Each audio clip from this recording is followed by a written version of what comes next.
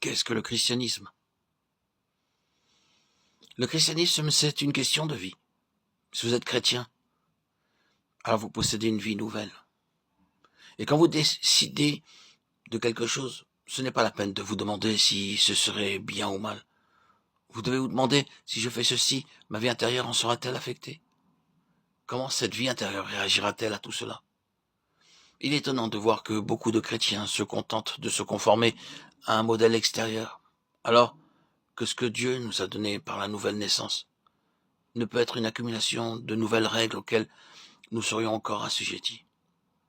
Il nous a pas introduits dans un nouveau Sinaï régi par des tu feras et tu ne feras pas. Le croyant ne doit pas faire des investigations sur le bien fondé ou non d'une action, mais il doit évaluer la réaction de la vie divine face à telle ou telle situation rencontrée. Nous possédons désormais la vie de Christ et c'est aux indications de cette vie que nous devons être attentifs.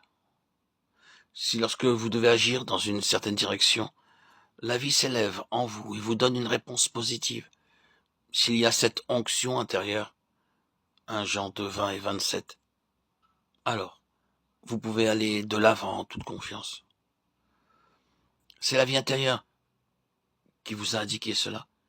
Mais si cette vie intérieure décline et est abattue, alors vous devez savoir que ce que vous aviez envisagé doit être abandonné, même si cela paraît louable. Nous savons que les non-chrétiens sont gouvernés par le principe du bien et du mal. Qu'est-ce qui différencierait alors un chrétien d'un non-chrétien si ce même principe les gouvernait tous deux? La parole de Dieu nous montre clairement que le chrétien est contrôlé par la vie de Christ et non par un code d'éthique externe. Il y a quelque chose de vital dans le chrétien qui répond à tout ce qui est de Dieu et qui réagit contre ce qui n'est pas de lui. C'est pourquoi nous devons prendre garde à ces réactions intérieures. Quand le flot de la vie intérieure jaillit en réponse à nos questions, nous devons suivre ce courant.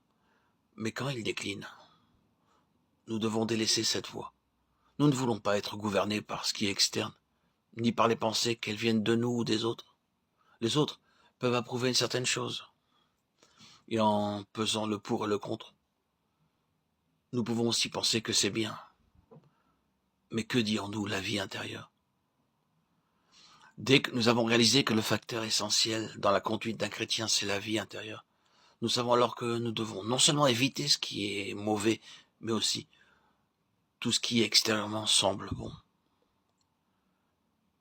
C'est uniquement ce qui procède de la vie intérieure du chrétien qui doit le conduire. C'est pourquoi nous ne pouvons pas faire ce qui ne jaillit pas de la vie.